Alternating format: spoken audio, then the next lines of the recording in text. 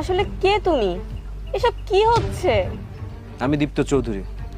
আমি ছদ্মবেশে এই বাড়িতে এসেছি। এই কামলা, সত্যি করে বল তুই কে? আজ এখানে উন্মোচন করব তোর ছদ্মবেশী কাহিনী। স্যার, আজ আমার বোনের বিয়ে, আমি চাই এখানে সত্যটা প্রকাশ হোক। এই কামলা এই বাড়িতে এসে একটার পর একটা নাটক সাজিয়ে যাচ্ছে, একটার পর একটা গেম চেঞ্জ করেই যাচ্ছে। ওকে ধরে গাছের সাথে ঝুলিয়ে বেঁধে পিটালে সত্যটা উন্মোচন হবে।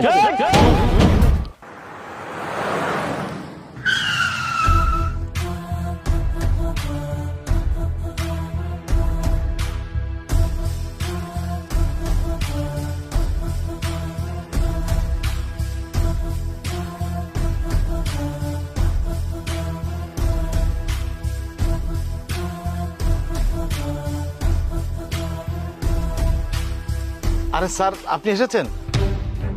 স্যার বসুন না, বসুন। সরি একটু লেট হয়ে গেল আসতে। বসো। কামরুল, তুই মিলনকে স্যার কেন বলছিস?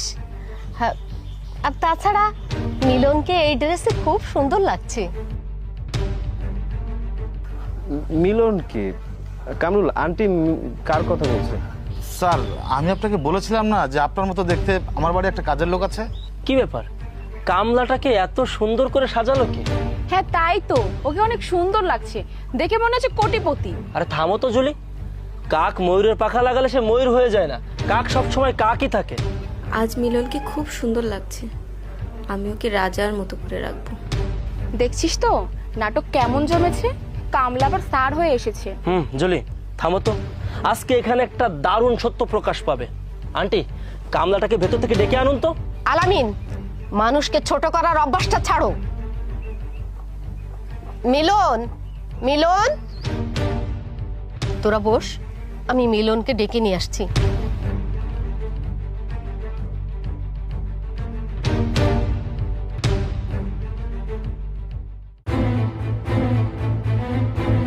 কামরুল, এসব কি হচ্ছে? মিলন তো ঘরে নেই, আমি তো বুঝতে পারছি না। কামরুল, এই মিলন আর এই তোর স্যার কি একই মানুষ? মা, আমি তো বিষয়টা পুরোপুরি নিশ্চিত না। আমি স্যারকে বলেছি, তাছাড়া মা আমি শুনেছি একই চেহারা দেখতে নাকি অনেক মানুষ হয়। আন্টি, এত আপসেট হওয়ার কিচ্ছু নেই। আপনার বাড়ির কামলাটা পালিয়েছে, আর না হয় সুটবুট ভাড়া করে এখানে স্যার সেজে বসেছে।